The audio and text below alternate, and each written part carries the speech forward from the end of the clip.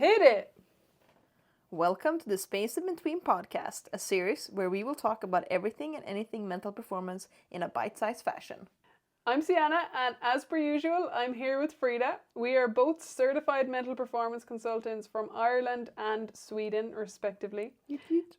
And on this podcast, we share all our knowledge and passion for all things sport and performance psychology.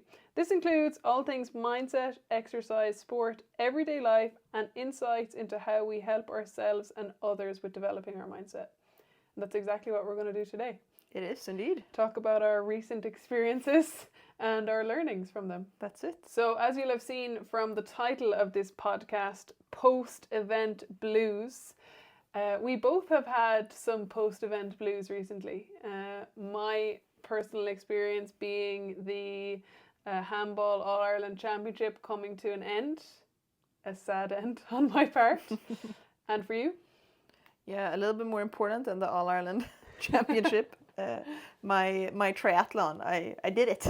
So all the training, it's over. I'm done. So you might wonder, what are the post-event blues? And essentially, it's when someone, athlete or other individual, have prepared for an event over a longer period of time and then it's over and you feel this sense of loss because you spent all of this time getting ready for something, the moment happens, and then the question is, well, what now?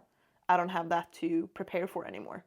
So that's kind of what we're going to talk about today. And Sienna, how about you start to tell us about, well, how did you experience this post-event blues?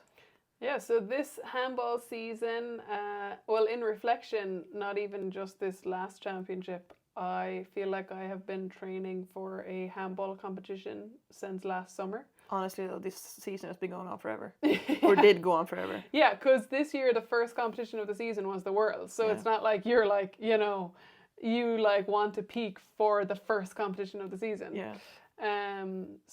Training hard for that, obviously, and then I feel like I've been preparing and building towards the championship since January, and then if you're lucky enough to get to the All-Ireland final, it's on in May, so that's basically 5 months of focusing on this one event. And post-event blues, they can happen whether you win or lose, so It's not about the outcome. For me personally, I think losing has heightened the blue, if you will. Yeah. Because it's kind of the sense of, oh, that didn't go how I wanted, and now you're telling me I don't get to do that again until next year. Yeah. So it's kind of that sense of, what do I do now? And even for me, I love training in general, not just handball. Like, I love being active and like pushing myself physically. So it's kind of like taken away the purpose that I had for that for the last like year, basically. And it's like, oh, now I have time to actually do something else if I want. But what is that? Yeah. So it's just a feeling of confusion, I suppose, personally. Yeah. Yeah. What about you? Well, not as important, obviously, as an All-Ireland final. And It's all relative. And definitely not about the outcome of winning or losing the triathlon that I did. But similar story, and starting to train for it in March-ish, thinking about it since January. Yeah. And kind of starting to put those steps in. And then, just this past weekend, did the race and then feeling like, well, Jesus, what now? I spent all this time preparing, so what will I do now? And I also think that kind of feeling of confusion, like you mentioned, is also heightened on my end because I have a torn tendon in my hand right now. So there's a lot of things that I can't do right now in the gym. Because otherwise I would have just gone into my normal routine of like, okay, do these classes, X, Y, and Z, lift heavy things up and down because that's what I like to do, gymnastics and all these things. But now I have to adapt my training. So when the triathlon got close, I was like, oh, well, I'm not going to be able to just go back into that like normal. I have to adapt and do these other things, which will be fine. But I kind of felt this sense of, Jesus, I feel a little lost. What am I going to do? Yeah. What's my purpose now? And the answer, everybody, to deal with this is to sign up for a new race. No, just kidding. But you might recognize this yourself. Do you kind of feel this feeling of loss or confusion or just like don't feel the same purpose that you did if you are prepared for an event? And all of this kind of comes from post-Olympic blues. You'll hear Olympic athletes talk about it, whether they won many gold medals or if they were just there competing. Yeah. And that cycle might even be more extreme because that's something that they have trained for 4 years, basically, building up. And then they do the thing and then it's over. And what now? Yeah. And like, you know, training for the Olympics, that becomes your whole life. Yeah. You know? Yeah. So it's so intense to think about going from that to the week after the Olympics when maybe you have no responsibilities anymore. Yeah. And obviously that's a more extreme end with elite athletes going to the Olympics. But that's kind of where that comes from as well. And you might have seen it online after the Olympics that athletes talk about that. Yeah. And obviously we're here to give you a solution for everything in life and in your performance. Easy. Like I said, you know, this topic is something that we have talked about just on a personal level over the last couple of weeks. Yeah. And then we've been like, this is something that a lot of people deal with. Even if we're not Olympic athletes. Yeah. So we are going to share a couple of tools that we can use and stuff that we have been kind of talking about and working through ourselves. You know, if you ever have post-event blues, you can come back to this podcast and start applying them. That's it. So what's the first thing, Sienna? What's the first thing we're going to talk about that can be something that helps people deal with this experience? So the first thing is to normalize the experience.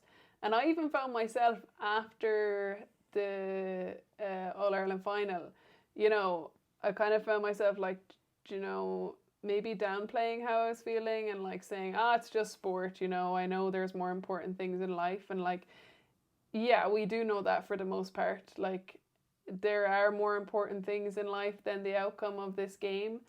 But also, you know, normalizing, this actually was really important to me. And I am disappointed and sad about how it went. And I don't feel like my usual self in those days afterwards. Yeah, and I just want to point out that I am the one that said, no, this is important to you, and it's taken up so much time in your life right now, and you poured your heart and soul into it, and now it's over. You didn't get the outcome you want, so stop saying it's not important.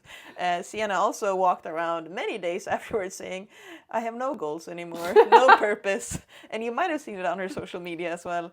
Obviously there it was jokingly, and you were saying that jokingly too, to me, but there is some truth to that, you know? Yeah, I mean, there was a truth to that because I didn't have a goal at that moment. It's like, oh, I could play different type of handball over the summer or whatever, but like I hadn't really thought of that far ahead, you know? I know. But you know, one of your coping mechanisms is definitely to make fun of things, and yeah, that's one of the things that you did. Yeah, which I also think is a fine coping mechanism, guys. But like, you know, I think it's like, for me, I can feel the feelings and also, you know, laugh about it. Of course. Because I don't want to get too deep and dark about it at the same time. Yeah. But I think by normalizing it, like being able to talk to you about it. Yeah. And for you to be able to say, like, no, this is completely makes sense that you feel this way. Yeah. That's kind of us normalizing it. Yeah, absolutely. So regardless, you know, what we just said, it is that part of it's okay to feel this way. It is normal to feel like, you know, you feel this loss or etc. after you have the post-event blues. And maybe some people might not realize that that's actually a thing. And you might feel silly or stupid for even like, why am I so sad? Why is my motivation so different?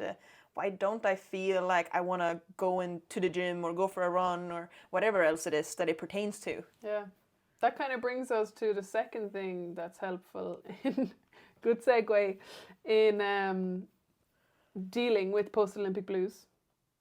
Tell us more, Frida. So what we just talked about, obviously normalizing, and then giving yourself time to digest these emotions and going through it, and then at some point giving yourself time to reflect about the experience, regardless if it was 1 month, 3 months, or 6 months, or 4 years. And then also, you know, asking yourself some questions outside of the performance itself, like, how did this make you grow?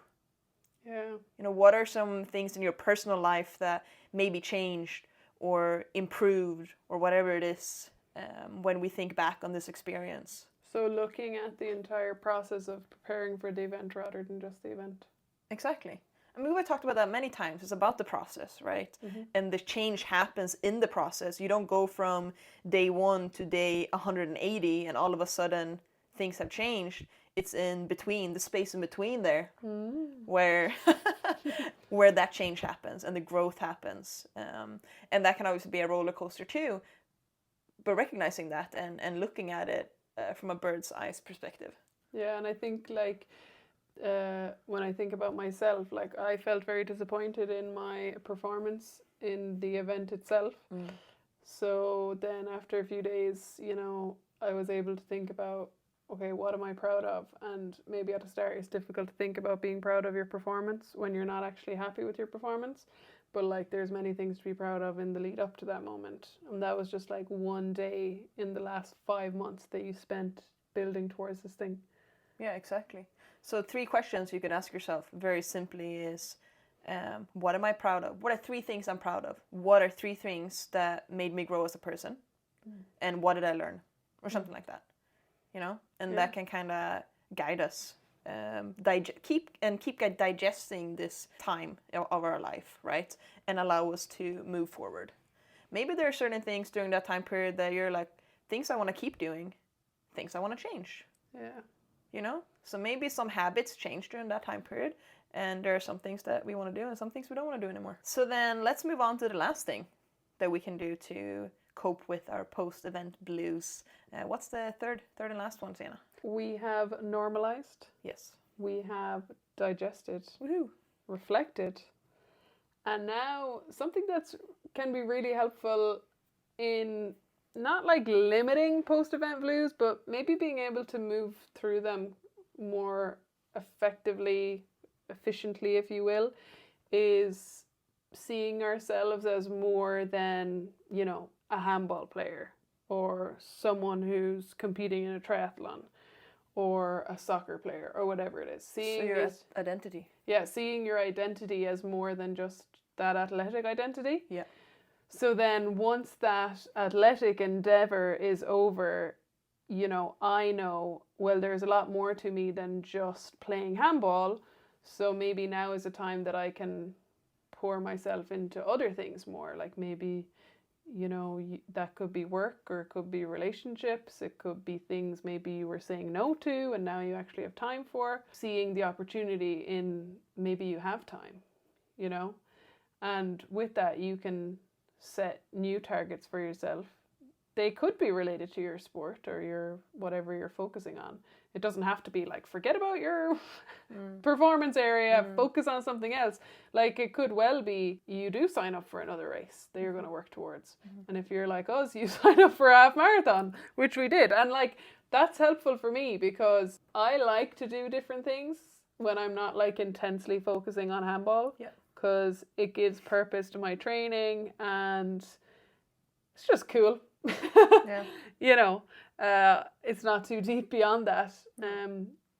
But yeah, I think for me, one of the main things, and you know, research shows that one of the main things is seeing myself as more than just a handball player. Yeah. I think about the difference when we think about athletic identity and you specifically. If your whole identity had been a handballer, and then going through all of that and losing the All-Ireland, that probably would have taken a lot longer to cope with. Yeah. And it would have hit you even harder compared to now where you actually have, because of other things that we've talked about, your ACL, etc., you see yourself more than just an athlete or a handballer. That makes a really big difference in terms of coping with something like this. Yeah. And like that's such an essential tool. Like we're obviously talking about post-event blues, but it's such an essential tool to deal with anything that happens in your performance area. Because if you see yourself as solely, you know, the athlete, everything that happens in your athlete life is the most important thing that's ever happened to you. Whereas if you have different layers to you, different things that are important to you, it's like, okay, that didn't work out great today. Now I'm focusing on this other thing that's important to me. Yeah. You know, so it doesn't seem as significant. When we are struggling with athletic identity, something that we can think about is, you know, what are some skills and characteristics that we have from our sport? and how can we apply those in other areas of our life?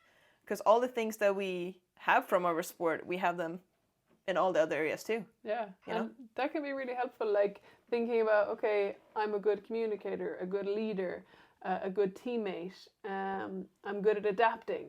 So we can then think, oh, those aren't just skills that are pertaining to my sport. Those are things that I can do all the time. So that then can help us see, okay, like, yes, I'm strong in this area, but how can I focus that more in this other area of my life? And I think finishing with the idea that, like, post-event blues, you know, we said it's important to normalize them. They're probably not something that we actually talk about too often, you know? That's true. And,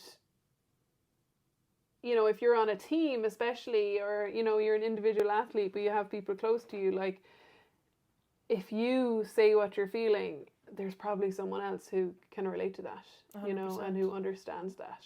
Yeah. So, I mean, one of the things is it's always helpful to talk about those challenges. And that might be after something that was important to you, even if, like me, you try to downplay that. Talking to someone about it can make it a lot easier to understand, you know, what you're feeling after that event. Yeah, absolutely. And just, you know, finishing up a last thought here, like you said, that we probably don't talk about it a lot. Yeah. So there might probably be a lot of people that are listening to this podcast, of course, all of the people listening to this podcast, no, but people in general, that might be going through this and maybe not understanding, especially, you know, afterwards, like, why am I not feeling the same motivation? Why don't I want to go to the gym? Or, you know, why do I feel lost? And all of those emotions can be difficult to deal with if we don't know or understand or even have an idea, like, why am I feeling this way? Yeah. So maybe we start to feel guilty and think, oh, I'm useless. Like, now all of a sudden I don't want to do X, Y, and Z. Yeah. So maybe we're very harsh towards ourselves. So that's why hopefully you can take, you know, the things that we have talked about today and open that door to your self-compassion. Simon agrees.